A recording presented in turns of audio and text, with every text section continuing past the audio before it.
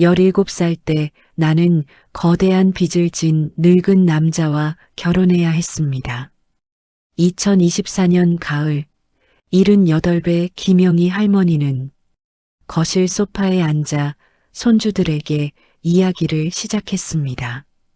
그녀의 손은 떨렸지만 목소리는 단호했습니다. 창밖으로 햇살이 비쳤지만 그녀의 눈빛은 먼 과거를 응시하고 있었습니다.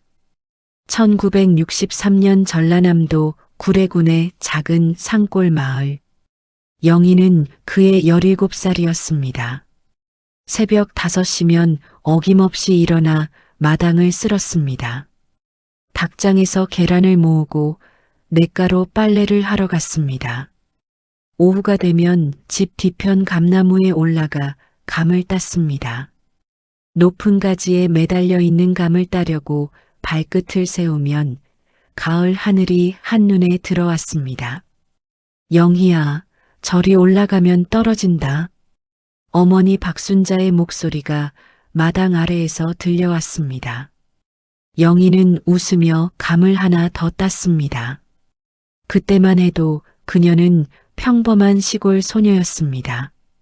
학교에는 다니지 못했지만 어머니가 몰래 가르쳐준 한글로 자기 이름 정도는 쓸 줄 알았습니다. 아버지 김철수는 과묵한 농부였습니다. 검게 그을린 얼굴에 주름이 깊게 패여 있었습니다. 평소에는 말이 없었지만 최근 들어 한숨이 잦아졌습니다.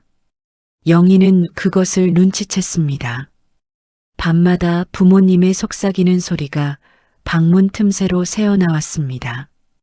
빚을 못 갚으면 땅을 몽땅 내놔야 한다 카더라. 박서방네한테 또 이자가 붙었어. 어쩌면 좋아.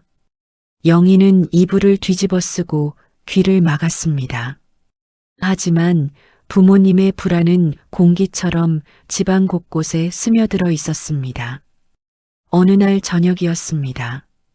영희는 부엌 뒤편에서 설거지를 하다가 부모님의 대화를 듣게 되었습니다. 아버지의 목소리가 낮게 깔렸습니다. 박기철 씨가 모든 빚을 탕감해 주겠답니다. 그게 무슨 소립니까? 그 양반이 왜 갑자기?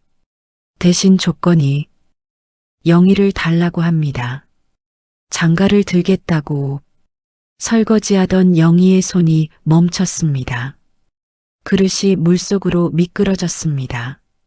아니, 그 애가 겨우 17살인데 어떻게 그런 말을... 어머니의 목소리가 비명처럼 터져 나왔습니다. 울음소리가 이어졌습니다. 나도 압니다. 하지만 다른 방법이 없습니다. 땅을 잃으면 우리 식구가 다 굶어 죽습니다. 영희는 그 자리에서 얼어붙었습니다. 손에서 힘이 빠졌습니다. 박기철. 그 이름은 마을 사람들 사이에서 두려움과 함께 불렸습니다. 마을에서 가장 많은 땅을 소유한 부자였지만 가장 무서운 사람이기도 했습니다. 6.25 전쟁 중 아내를 잃고 15년째 혼자 사는 늙은 호랍이었습니다.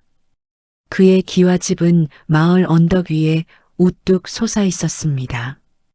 아무도 그 집에서 웃음소리를 들어본 적이 없었습니다. 그날 밤 영희는 잠을 이루지 못했습니다. 감나무 가지에 매달려 보았던 가을 하늘이 떠올랐습니다. 그 하늘은 이제 너무 멀게 느껴졌습니다. 일주일 후 일요일 아침이었습니다. 어머니는 영희에게 새 옷을 입혔습니다. 하얀 저고리와 분홍 치마였습니다.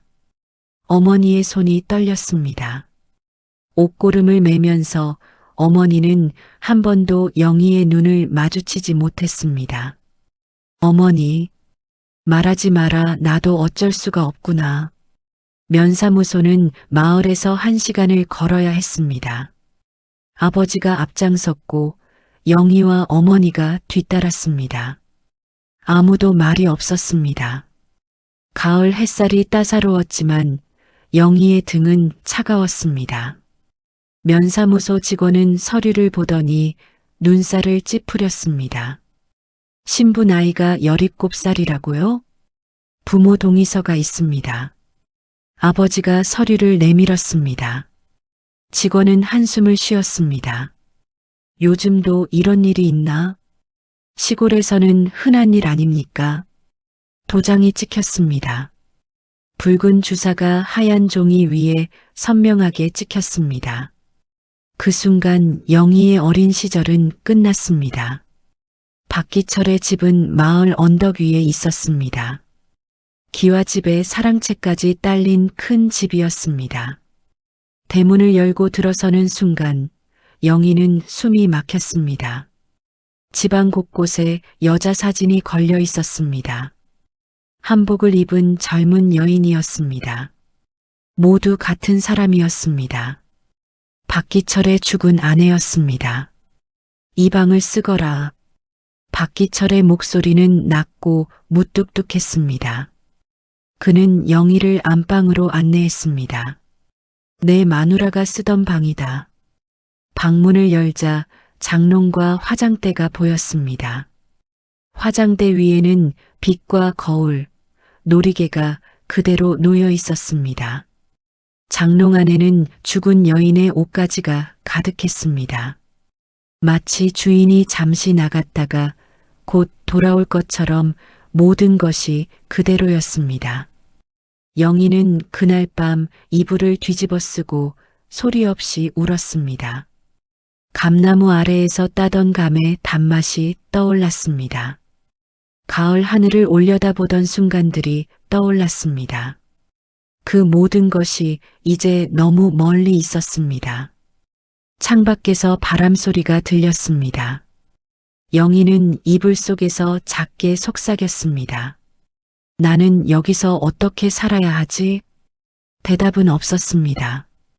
다만 죽은 여인의 사진들이 어둠 속에서 그녀를 내려다보고 있을 뿐이었습니다. 17살 영희의 긴 밤이 시작되고 있었습니다. 새벽 5시 영희는 어둠 속에서 눈을 떴습니다. 몸이 저절로 일어났습니다. 부뚜막으로 가서 불을 지폈습니다. 연기가 피어올랐습니다. 눈이 따가웠지만 참았습니다. 된장찌개를 끓이고 밥을 지었습니다. 마당을 쓸고 닭장으로 가서 계란을 모았습니다. 박기철은 6시에 일어났습니다. 상을 받고 밥을 먹고 말없이 밖으로 나갔습니다. 영희는 설거지를 했습니다. 그릇을 닦으면서 창밖을 보았습니다. 고향 마을의 감나무가 떠올랐습니다. 눈물이 났지만 닦았습니다. 밥이 질다. 어느 날 아침 박기철이 처음으로 말했습니다. 영희는 고개를 숙였습니다. 죄송합니다. 내 마누라는 밥을 이렇게 질게 짓지 않았다. 영희는 아무 말도 하지 못했습니다. 다음 날 밥을 더 되게 지었습니다. 박기철은 또 말했습니다. 밥이 너무 되다. 내 마누라는 적당히 지었는데. 일주일이 지났습니다. 영희는 빨래를 했습니다. 비누를 많이 쓰고 여러 번 헹궜습니다. 박기철이 빨래를 보았습니다. 내 마누라는 빨래에서 비누 냄새가 사흘은 갔다. 너는 왜 이렇게 못하냐? 영희는 입술을 깨물었습니다. 피가 났지만 참았습니다. 한 달이 지났습니다. 영희는 집안 구석구석을 청소했습니다. 하지만 죽은 여인의 물건은 건드릴 수 없었습니다. 화장대 위에 빛, 장롱 속의 옷, 벽에 걸린 사진들, 모두 그대로였습니다. 내 마누라는 집안을 이렇게 어질러 놓지 않았다. 박기철의 말은 계속되었습니다. 마누라, 마누라, 마누라. 그 단어가 영희의 귀에 못처럼 박혔습니다. 영희는 점점 투명해지는 기분이었습니다. 자신이 사라지고 죽은 여인의 그림자만 남는 것 같았습니다. 밤이 되면 더 힘들었습니다. 박기철의 방에서 혼잣말 소리가 들렸습니다. 여보, 오늘도 당신 생각을 했소. 당신 없이는 못 살겠소. 미안하오.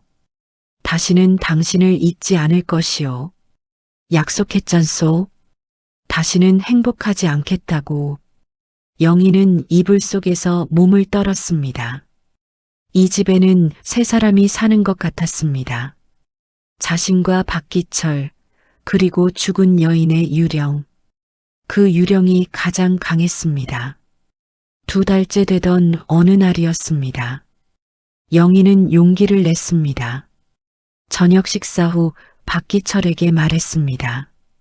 저 여쭤볼 것이 있습니다. 박기철이 그녀를 쳐다보았습니다. 처음으로 그녀를 제대로 본 것 같았습니다. 말해보거라. 제가 무엇을 잘못했는지 알려주시면 고치겠습니다. 박기철은 잠시 침묵했습니다. 그리고 말했습니다. 너는 내 마누라가 아니다. 영희의 가슴이 철렁했습니다. 그것이 문제다. 그날 밤 영희는 잠을 이루지 못했습니다. 창밖을 보았습니다. 달이 떠 있었습니다. 고향 마을에서도 저 달을 보았습니다. 어머니도 저 달을 보고 있을까요? 영희는 작게 울었습니다. 3달째 영희는 다른 방법을 시도했습니다. 죽은 여인의 사진을 보며 그녀를 따라 하려 했습니다. 머리를 같은 방식으로 따았습니다. 옷을 입는 방식을 바꿨습니다. 심지어 걷는 모습까지 따라했습니다. 어느 날 박기철이 그것을 알아챘습니다. 영희가 죽은 아내의 놀이개를 만지고 있을 때였습니다. 그것을 내려놓아라. 박기철의 목소리가 차가웠습니다. 영희는 깜짝 놀라 놀이개를 놓았습니다. 너는 그녀가 될 수 없다. 흉내내지 마라. 영희는 무릎을 꿇었습니다. 죄송합니다. 저는 그저 나가 있거라. 영희는 방에서 나왔습니다. 마당에 주저앉았습니다. 차가운 땅바닥이 느껴졌습니다. 하늘을 올려다보았습니다. 별이 총총했습니다. 고향 마을의 감나무가 떠올랐습니다. 그곳으로 돌아가고 싶었습니다. 하지만 돌아갈 수 없었습니다. 넉 달째 되던 날 물을 기르러 우물에 갔습니다. 그곳에서 어린 시절 친구 최순이를 만났습니다. 영희야. 순이의 목소리는 여전히 밝았습니다. 영희는 고개를 들었습니다. 순이가 놀란 표정을 지었습니다. 야, 너 왜 이렇게 늙었어? 눈 밑에 시커먼 게 왜 이래? 영희는 웃으려 했지만 웃을 수 없었습니다. 순이가 물동이를 내려놓고 영희의 손을 잡았습니다. 무슨 일 있어? 말해봐. 영희는 모든 것을 털어놓았습니다. 강제 결혼, 죽은 여인과의 끝없는 비교, 사랑 없는 결혼 생활. 말하면서 눈물이 났습니다. 참았던 눈물이 쏟아졌습니다. 순이는 영희를 꼭 안아주었습니다. 영희야, 넌 아직 어려. 이렇게 살 수 없어. 하지만 어쩔 수 없어. 우리 집 빚 때문에. 빚은 빚이고 너는 너야. 넌 사람이야, 물건이 아니라고. 순이의 말이 영희의 가슴에 박혔습니다. 그동안 자신이 물건처럼 취급받았다는 것을 깨달았습니다. 분노가 일었습니다. 슬픔 뒤에 숨어있던 분노였습니다. 내가 도와줄게. 순이가 말했습니다. 어떻게? 일단 글을 배워야 해. 읽고 쓸 줄 알면 세상이 달라 보여. 순이는 다음 주 목요일에 다시 만나자고 했습니다. 박기철이 면소재지에 장 보러 가는 날이었습니다. 영희는 고개를 끄덕였습니다. 처음으로 희망 같은 것이 보였습니다. 그날 밤 영희는 집으로 돌아왔습니다. 박기철은 여전히 죽은 아내의 사진 앞에 앉아 있었습니다. 영희는 그를 지나쳐 자기 방으로 갔습니다. 이불을 덮고 누웠습니다. 순이의 말이 떠올랐습니다. 넌 사람이야, 물건이 아니라고. 영희는 작게 속삭였습니다. 나는 사람이다. 나는 김영이다. 그 말을 되뇌었습니다. 10번, 20번. 자신의 이름을 되찾는 것 같았습니다. 죽은 여인의 그림자 아래서 벗어나려는 첫 발걸음이었습니다. 창밖에서 바람 소리가 들렸습니다. 영희는 눈을 감았습니다. 내일도 새벽 5시에 일어나야 했습니다. 하지만 이제는 달랐습니다. 희망이 생겼습니다. 작은 희망이었지만 그것으로 충분했습니다. 나는 살아남을 것이다. 영희는 그렇게 다짐했습니다. 어둠 속에서 그녀의 눈빛이 조금씩 빛나기 시작했습니다. 목요일 오전 박기철이 지게를 지고 집을 나섰습니다. 면소재지 장날이었습니다. 영희는 대문이 닫히는 소리를 들었습니다. 가슴이 두근거렸습니다. 순이가 올 시간이었습니다. 1시간 후 대문을 두드리는 소리가 들렸습니다.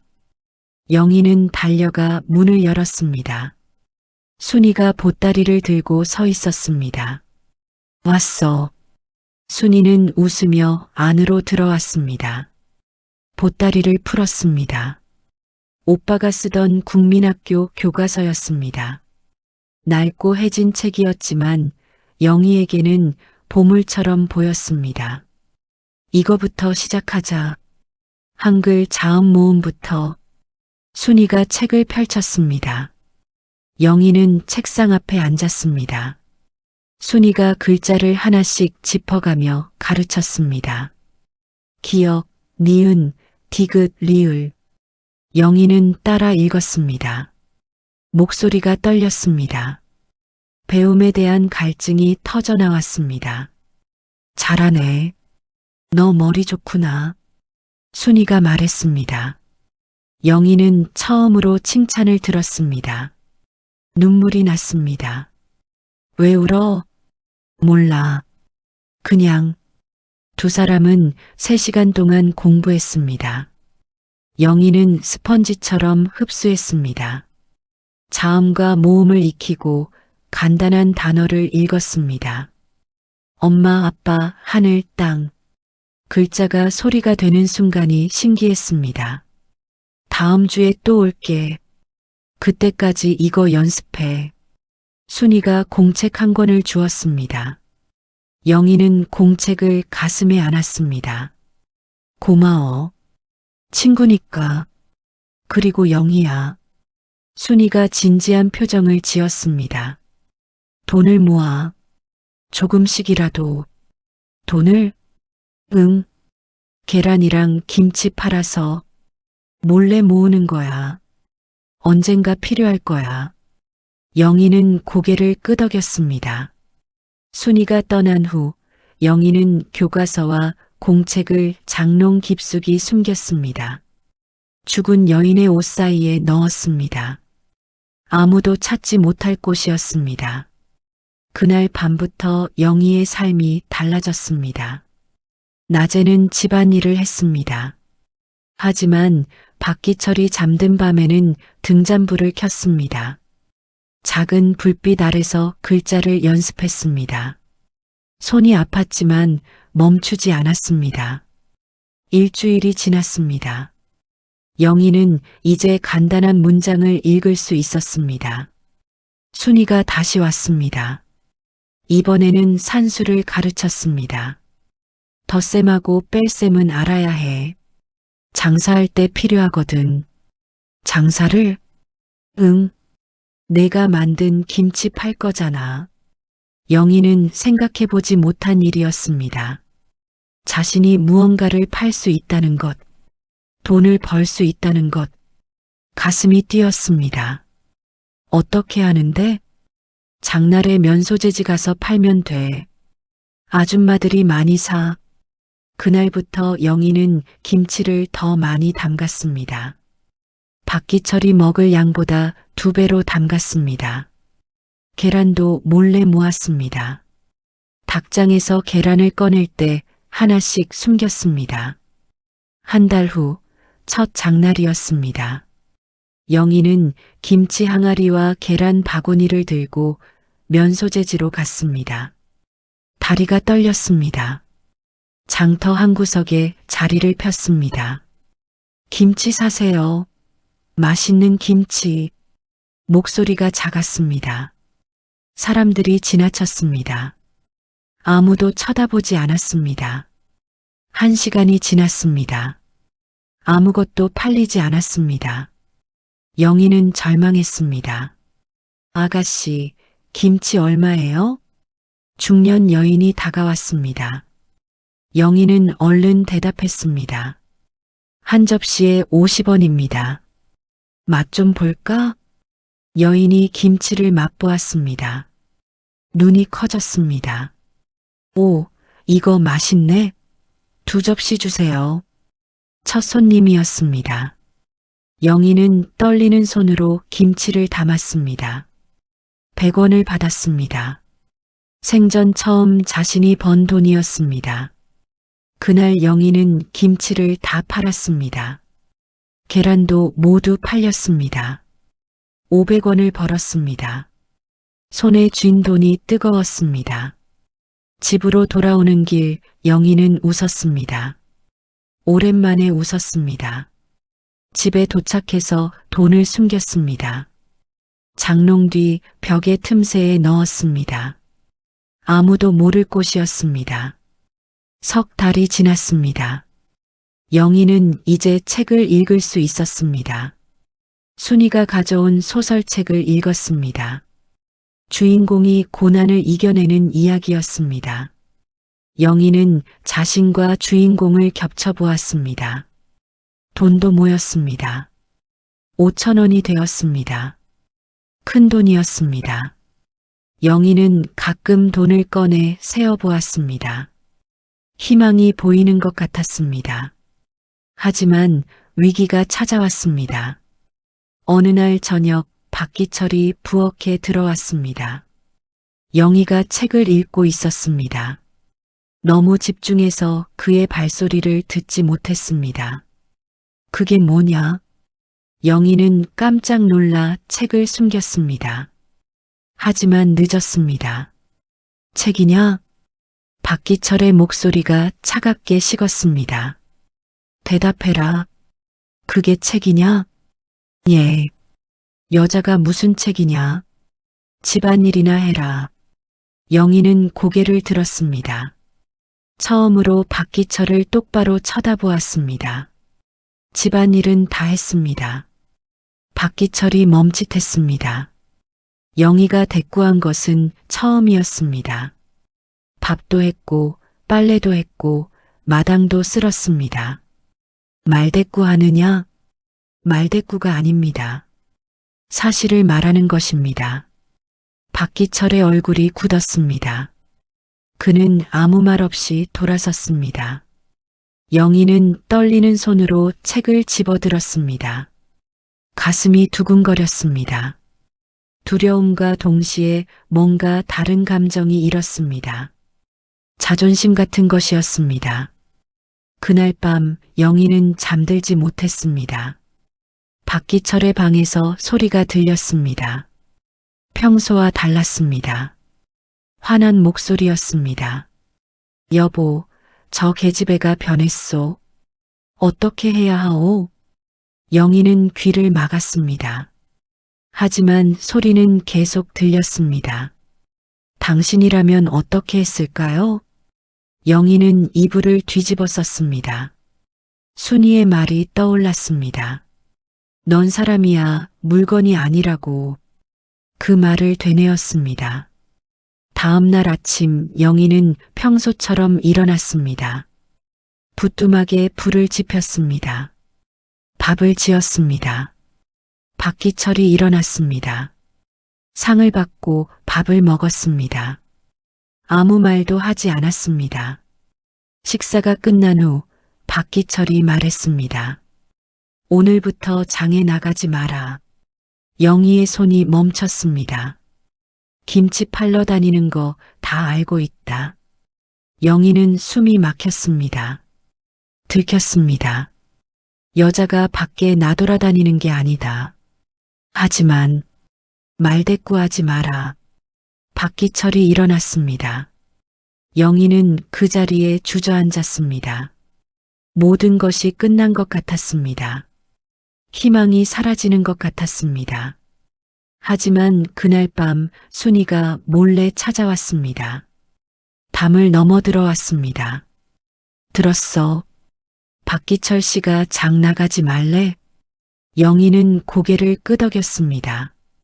눈물이 났습니다. 포기하지 마. 다른 방법이 있어. 무슨 방법? 집에서 만들어. 김치, 장아찌, 된장. 내가 가져다 팔아줄게. 영희는 순이를 쳐다보았습니다. 순이가 웃었습니다. 넌 혼자가 아니야. 내가 있잖아. 그 말이 영희의 가슴에 박혔습니다. 희망이 다시 살아났습니다. 작은 불씨였지만 꺼지지 않았습니다. 고마워. 친구니까. 순이가 떠난 후 영희는 하늘을 올려다보았습니다. 별이 총총했습니다. 고향 마을의 감나무가 떠올랐습니다. 언젠가 그곳으로 돌아갈 수 있을까요? 아니, 더 멀리 갈 수 있을까요? 영희는 작게 속삭였습니다. 나는 포기하지 않는다. 바람이 불었습니다. 차가운 바람이었지만 영희는 떨지 않았습니다. 희망의 씨앗이 그녀의 가슴 속에서 자라고 있었습니다. 작지만 단단한 씨앗이었습니다. 겨울이 왔습니다. 찬바람이 불었습니다. 영희는 부엌에서 김치를 담갔습니다. 순이가 가져다 팔 김치였습니다. 손이 시렸지만 멈추지 않았습니다. 석 달이 지났습니다. 순이가 매주 김치를 가져갔습니다. 돈이 조금씩 모였습니다. 영희는 장롱 뒤 벽의 틈새를 확인했습니다. 10,000원이 되었습니다. 작은 돈이었지만 영희에게는 큰 희망이었습니다. 박기철은 여전히 말이 없었습니다. 아침에 일어나고 밥을 먹고 밖으로 나갔습니다. 저녁에 돌아와 밥을 먹고 죽은 아내의 사진 앞에 앉았습니다. 영희와는 눈도 마주치지 않았습니다. 어느 날 저녁이었습니다. 영희는 부엌에서 설거지를 하고 있었습니다. 박기철의 방에서 낮은 신음소리가 들렸습니다. 평소와 달랐습니다. 고통스러운 소리였습니다. 영희는 방문 앞에 섰습니다. 문을 두드렸습니다. 괜찮으십니까?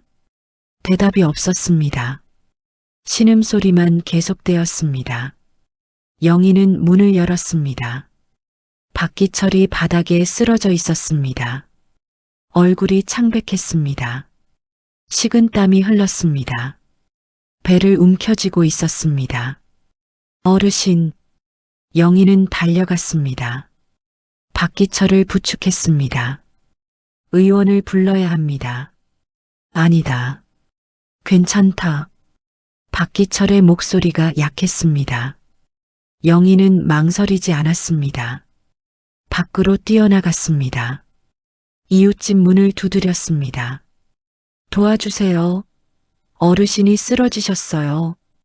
1시간 후 마을 의원이 왔습니다. 박기철을 진찰했습니다. 고개를 저었습니다. 위궤양입니다. 오래되었습니다. 약을 드셔야 합니다. 얼마나 오래되었습니까?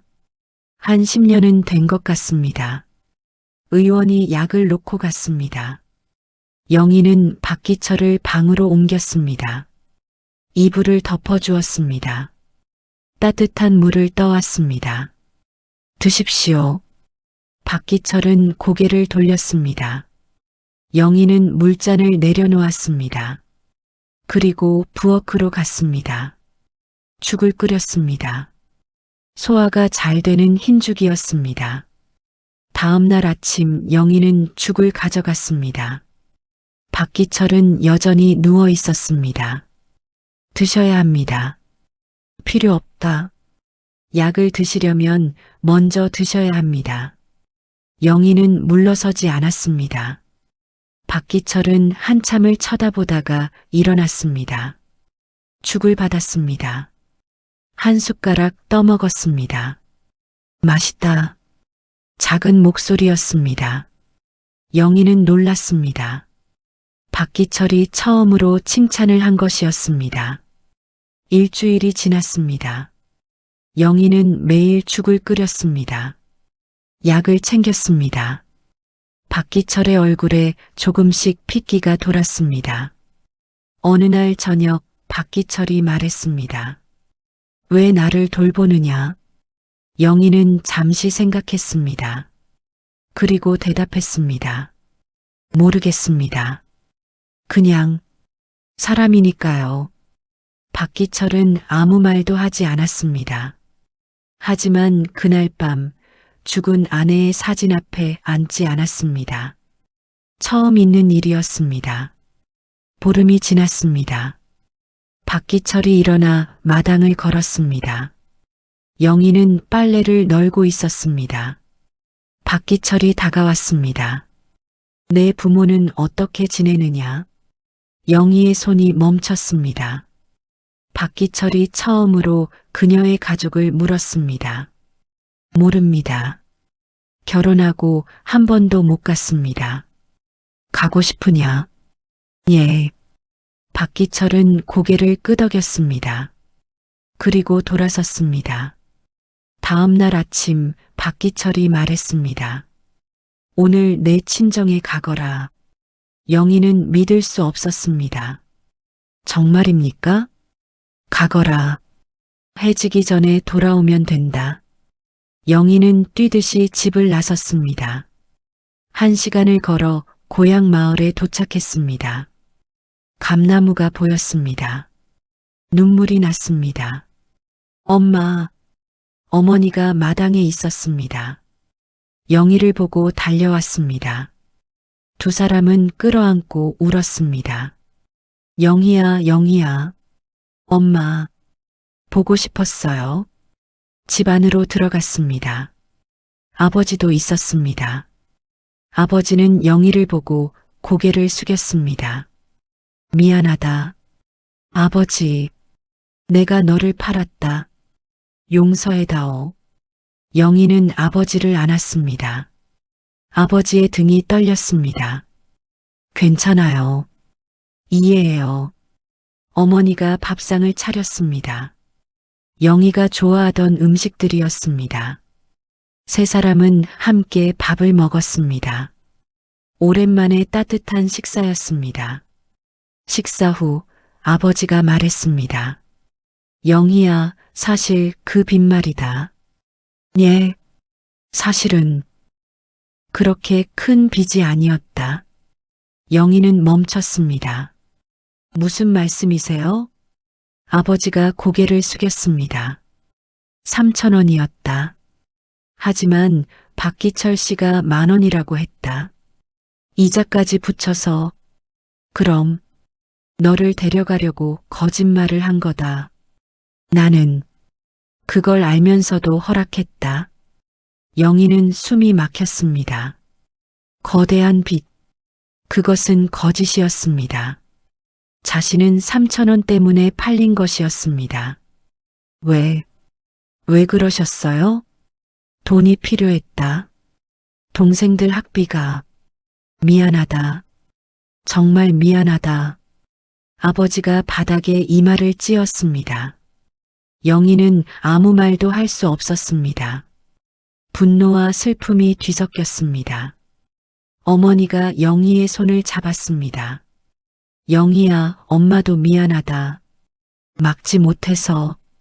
영희는 두 사람을 보았습니다. 늙고 초라한 부모였습니다. 그들도 고통받고 있었습니다. 죄책감에 짓눌려 있었습니다. 이제 어떻게 하면 좋을까요? 영희의 목소리가 떨렸습니다. 아버지가 고개를 들었습니다. 도망쳐라. 어디든 멀리 가거라. 하지만 너는 자유로워야 한다. 이건 내 죄다. 영희는 생각했습니다. 도망칠 수 있었습니다. 순이가 도와줄 것입니다. 모아둔 돈도 있었습니다. 하지만 박기철의 얼굴이 떠올랐습니다. 병든 몸으로 누워있던 모습, 왜 나를 돌보느냐고 물었던 목소리, 처음으로 맛있다고 말했던 순간, 아니에요. 영희가 말했습니다. 돌아갈게요. 영희야, 괜찮아요. 이제는 달라요. 제가 달라졌어요. 영희는 일어섰습니다. 부모님을 안았습니다. 용서해요. 다 용서해요. 해가 지기 전에 집으로 돌아왔습니다. 박기철이 마당에서 기다리고 있었습니다. 다녀왔습니다. 박기철이 고개를 끄덕였습니다. 그리고 말했습니다. 내일부터 글을 배워라. 영희는 놀라 그를 쳐다보았습니다. 책 읽는 거 알고 있다. 숨기지 마라. 하지만 배워야 한다. 세상을 알려면. 박기철이 돌아섰습니다. 영희는 그 자리에 서 있었습니다. 가슴이 뜨거워졌습니다. 그날 밤 영희는 교과서를 꺼냈습니다. 숨기지 않고 당당하게 책상 위에 놓았습니다. 등잔불을 켰습니다. 글자를 읽었습니다. 창밖에서 별이 빛났습니다. 영희는 미소 지었습니다. 희망이 보였습니다. 진짜 희망이었습니다. 나는 살아남았다. 영희는 속삭였습니다. 그리고 다시 책을 펼쳤습니다. 새로운 세상이 그녀를 기다리고 있었습니다. 봄이 왔습니다. 마당에 개나리가 피었습니다. 영희는 18이 되었습니다. 4년이 흘렀습니다. 영희는 이제 신문을 읽을 수 있었습니다. 편지도 쓸 수 있었습니다. 순이가 가져온 책들을 모두 읽었습니다. 산수도 익혔습니다. 장사도 계속했습니다. 순이를 통해 김치와 장아찌를 팔았습니다. 돈이 모였습니다. 5만 원이 되었습니다. 박기철도 변했습니다. 죽은 아내의 사진을 치웠습니다. 사랑채로 옮겼습니다. 안방에는 더 이상 사진이 없었습니다. 영희에게 말을 걸기 시작했습니다. 오늘 날씨가 좋구나. 밥이 맛있다. 고맙다. 짧은 말들이었지만 영희에게는 의미가 컸습니다. 그는 더 이상 죽은 여인을 찾지 않았습니다. 살아있는 사람을 보기 시작했습니다. 어느 날 저녁이었습니다. 박기철이 영희를 불렀습니다. 앉아라. 영희는 그의 맞은편에 앉았습니다. 박기철이 봉투를 꺼냈습니다. 이것을 받아라. 이게 뭡니까? 호적 등본이다. 내 이름이 올라가 있다. 영희는 서류를 펼쳤습니다. 박영희. 자신의 이름이 적혀 있었습니다. 박기철의 처로 등록되어 있었습니다. 그리고 이것도. 박기철이 또 다른 서류를 꺼냈습니다. 영희는 읽었습니다. 눈이 커졌습니다. 이건 이혼 서류입니까? 그렇다. 왜? 박기철이 영희를 똑바로 쳐다보았습니다. 너는 자유로워야 한다. 영희는 숨이 막혔습니다. 나는 늙은이다. 너는 아직 어리다. 이렇게 살 수 없다. 하지만 서명해라. 내가 면소재지에 제출하겠다. 박기철이 도장을 내밀었습니다. 영희는 떨리는 손으로 받았습니다. 서류를 내려다보았습니다. 자유. 그토록 원하던 자유였습니다. 하지만 영희는 서명하지 않았습니다. 왜 안 하느냐? 물어볼 게 있습니다. 영희가 고개를 들었습니다. 어르신은 왜 저를 데려왔습니까? 진짜 이유가 뭡니까? 박기철은 한참을 침묵했습니다. 그리고 천천히 말했습니다. 외로웠다. 외로움 때문이었습니까? 아내가 죽고 15년을 혼자 살았다. 사람이 그리웠다. 하지만 아내를 배신할 수 없었다. 박기철의 목소리가 떨렸습니다.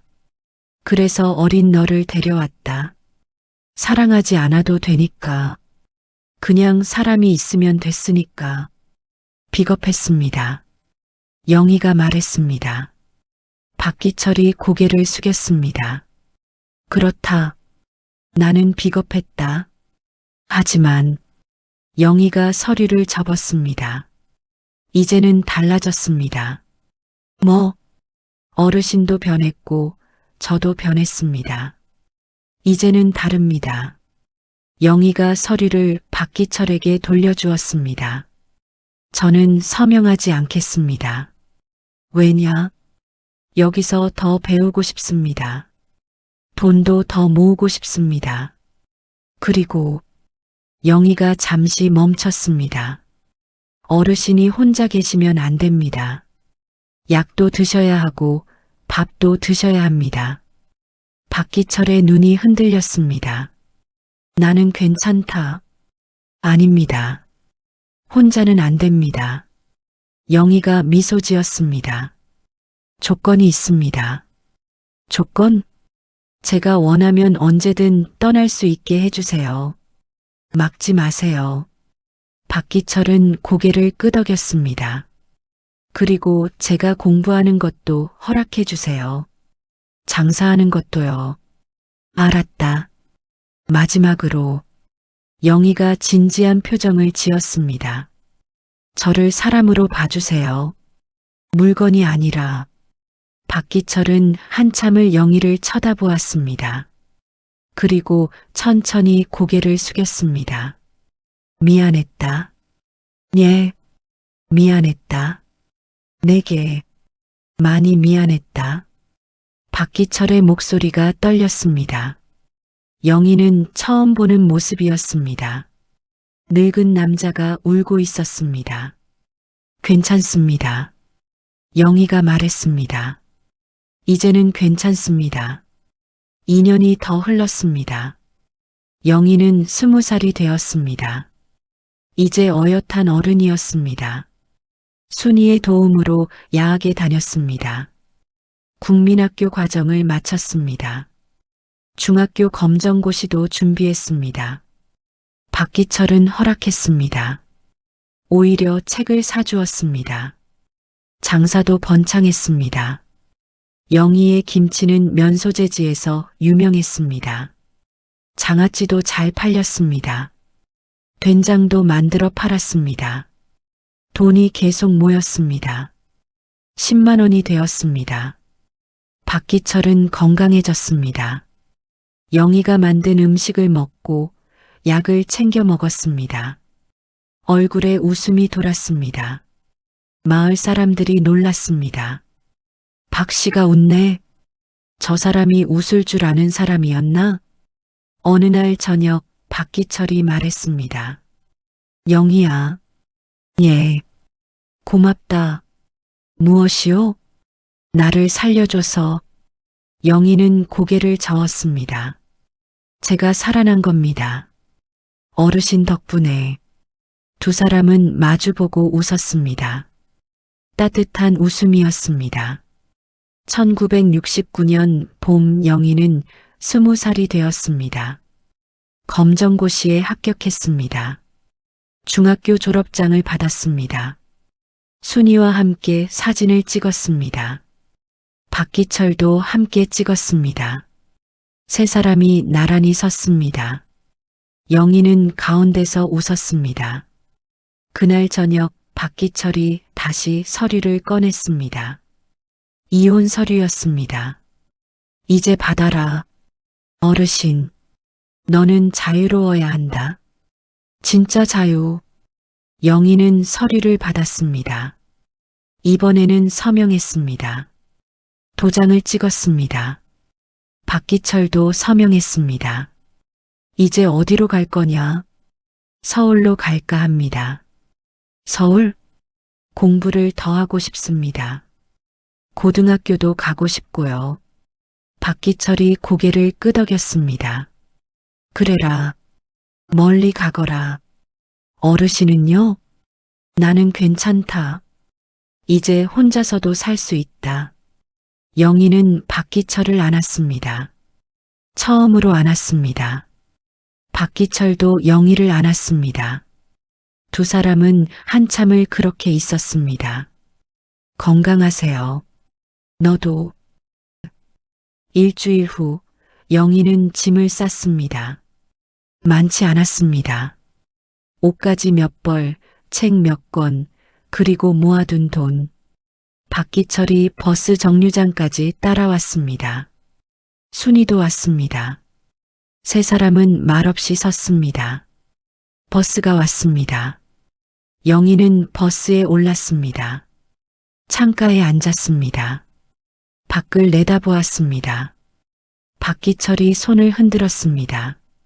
순이도 흔들었습니다. 영희도 흔들었습니다. 눈물이 났습니다. 슬픈 눈물이 아니었습니다. 감사의 눈물이었습니다. 버스가 출발했습니다. 마을이 멀어졌습니다. 박기철의 집이 작아졌습니다. 감나무가 보였습니다.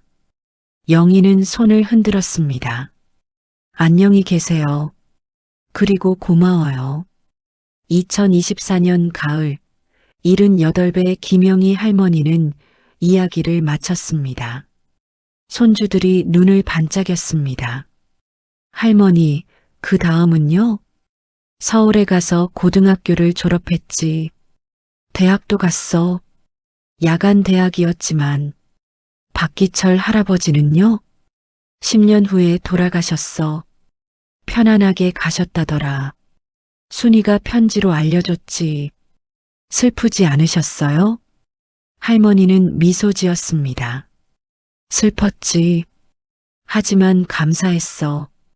그분이 나를 자유롭게 해줬으니까. 손주가 물었습니다. 할머니, 그분을 용서하셨어요? 할머니는 창밖을 보았습니다. 가을 햇살이 따사로웠습니다. 용서했지. 그분도 외로운 사람이었으니까. 우리 모두 외로웠어.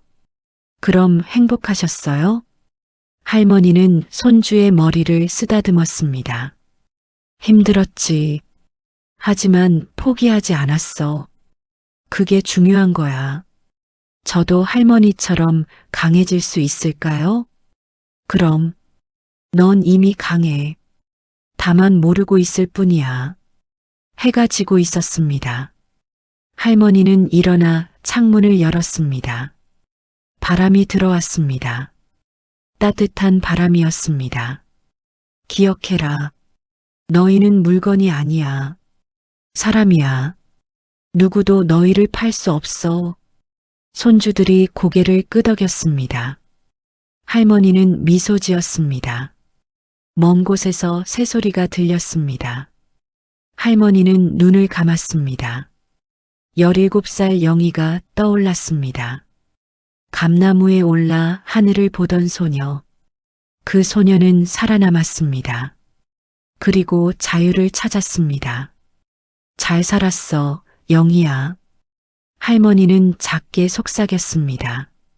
바람이 대답하듯 불었습니다. 따뜻하고 부드러운 바람이었습니다.